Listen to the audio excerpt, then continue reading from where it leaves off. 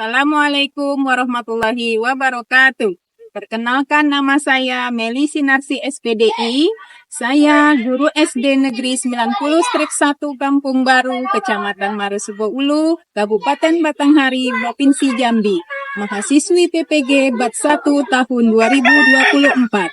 Pada kesempatan ini saya melaksanakan praktek pengalaman lapangan.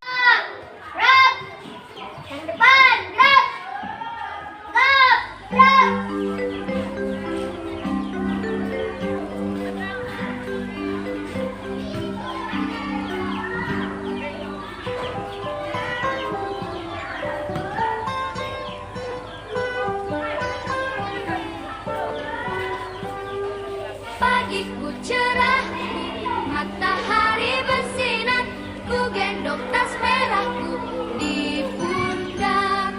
Selamat pagi semua. Dari salam. Assalamualaikum warahmatullahi wabarakatuh. Waalaikumsalam warahmatullahi wabarakatuh. Hari ini apa kabarnya? Alhamdulillah, luar biasa. Allahu Akbar. Yes, yes, yes. Terima kasih semangat Ibu cek kehadiran pagi ini. Abdul Hanif, Anindita Hairiswa, Deja Febiansa, hadir semua ya. Sebelum kita memulai pelajaran pada hari ini, seperti biasa kita berdoa terlebih dahulu. Ketua kelas silakan pimpin doa. Siap, Rap. Doa dimulai.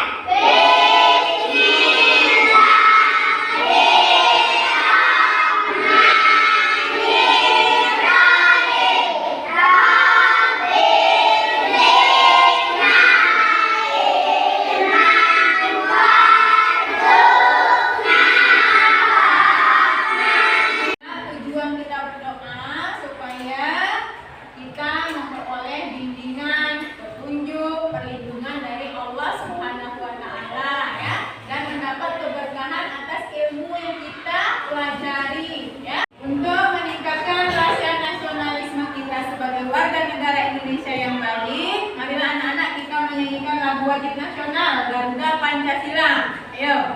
Garuda Pancasila, aku mendukungmu. Ayo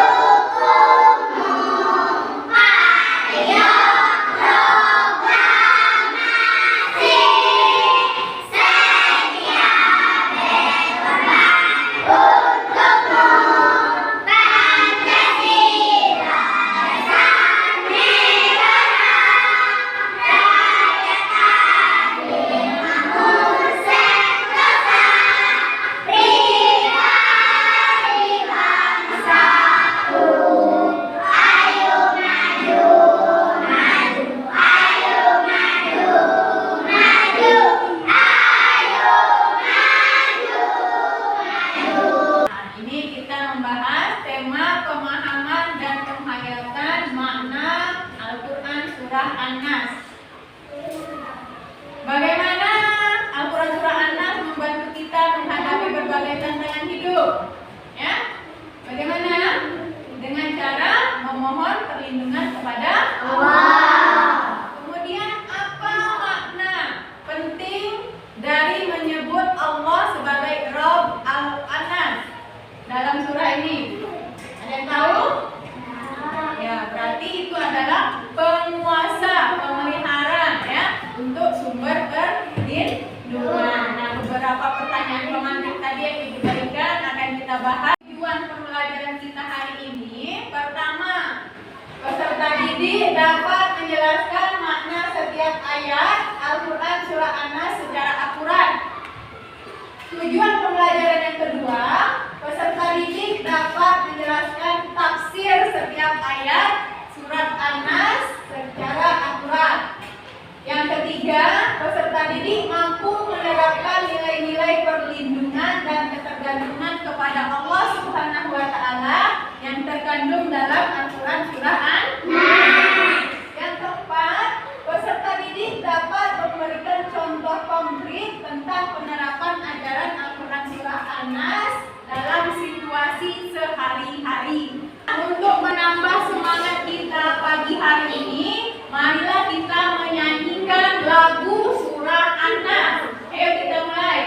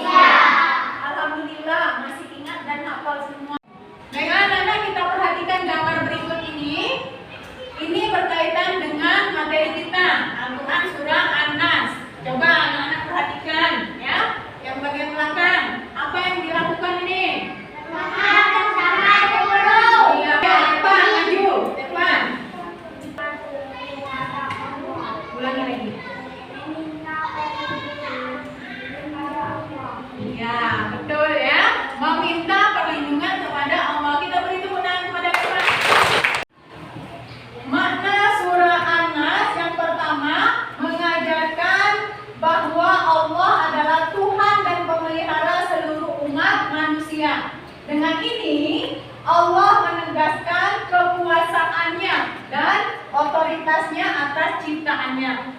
Kemudian yang kedua, Allah disebut sebagai Raja manusia, menegaskan bahwa Dialah penguasa tertinggi dan pemimpin dari seluruh umat manusia.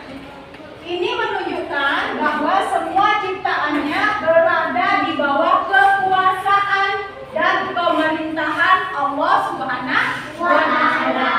Kemudian yang ketiga, Allah adalah satu-satunya Tuhan yang layak disembah, dan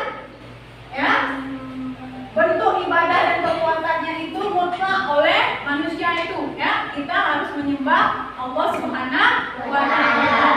Kemudian yang keempat, mengacu pada perlindungan dari bisikan jahat yang datang, baik itu dari setan, kemudian cara setan menyebarkan godaan dan kejahatan ke dalam hati manusia.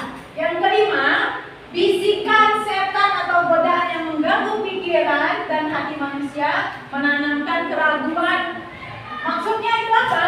Untuk niat buruk. Nah, yang keenam, baik jin dan manusia bisa menjadi sumber kejahatan atau godaan.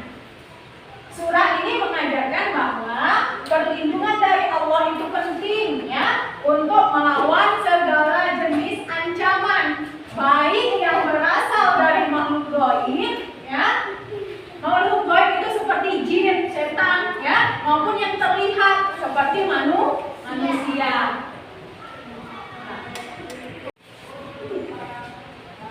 Tafsir dari surah An-Nas yang pertama, Tuhan manusia,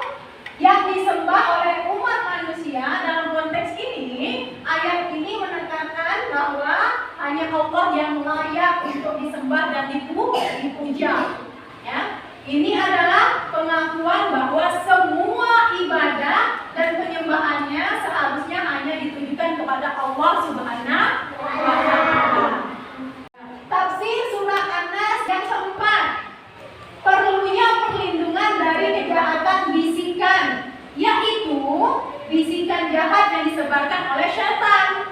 Istilah dari penyembur ini menggambarkan bahwa setan berusaha untuk memasukkan keraguan dan godaan ke dalam pikiran manusia, ya, secara halus dan berulang-ulang. Nah, jadi setan itu menggoda manusia itu secara halus dan berulang-ulang, terus, ya. Kemudian yang kelima, bisikan jahat itu mempengaruhi dada manusia, yaitu hati dan pikiran kita, ya.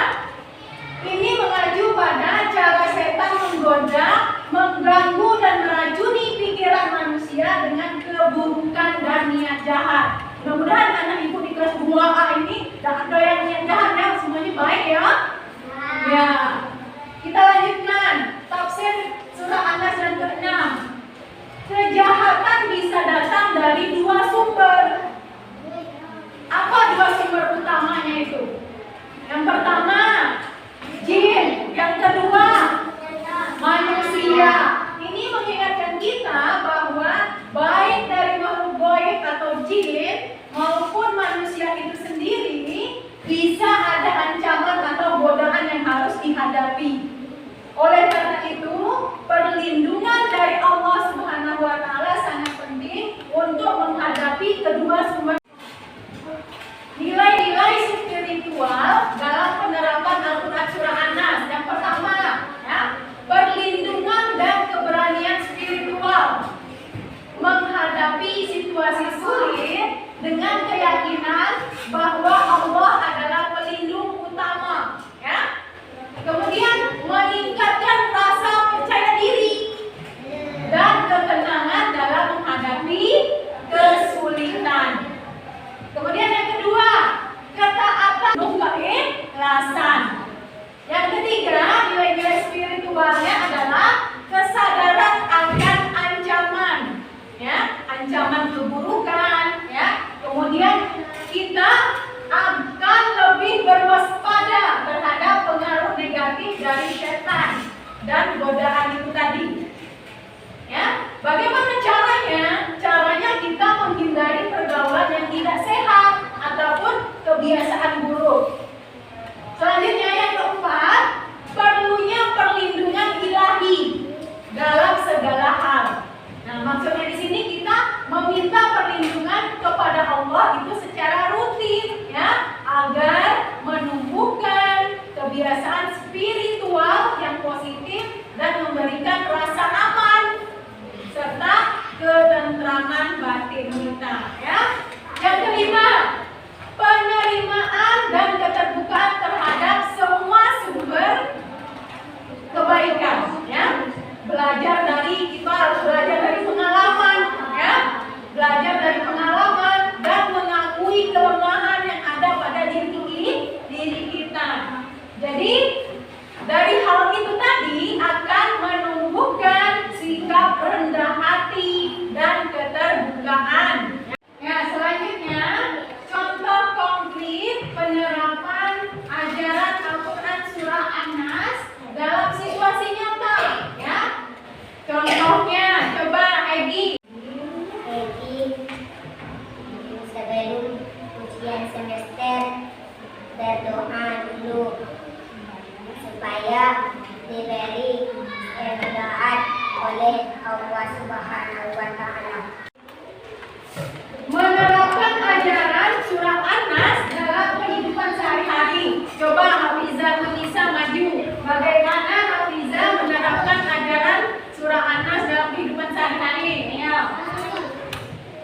Rutin membaca surah An-Nas lalu membaca tentang sebelum tidur. Iya, beri tepuk tangan untuk Hafizah.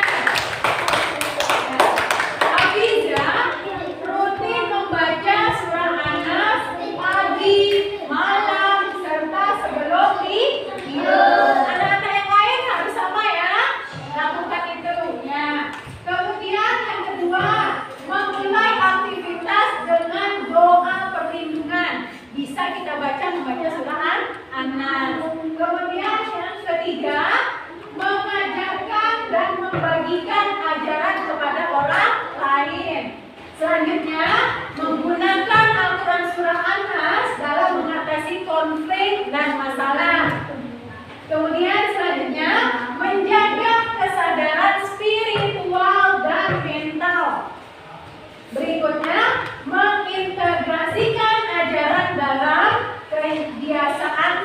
hari-hari.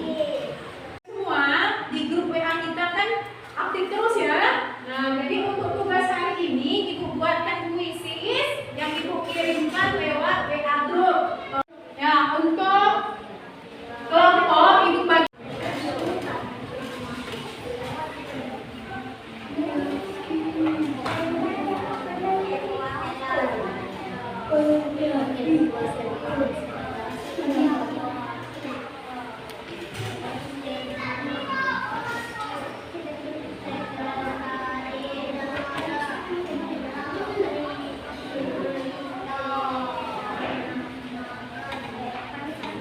Jadi 3 kelompok ya. Ini kelompok 1, kelompok 2, dan kelompok 3. Nah, untuk tugasnya nanti kelompok 1 nanti mendengarkan tilawah dari Pondok Injili yang Ibu tampilkan Arya Andana.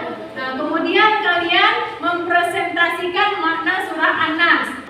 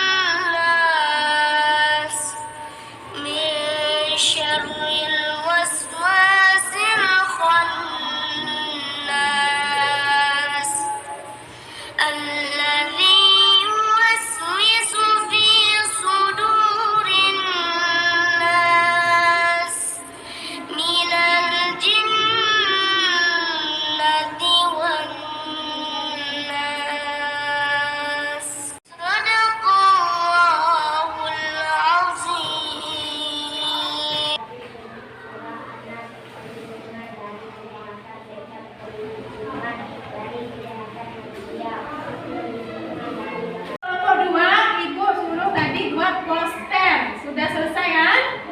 Ya, sekarang tampilkan 2 orang dari kelompok 2. Silakan maju ke depan kelas. Perlindungan kepada Allah, pentingnya meminta perlindungan menghadapi godaan agar terhindar dari godaan setan dan perilaku negatif.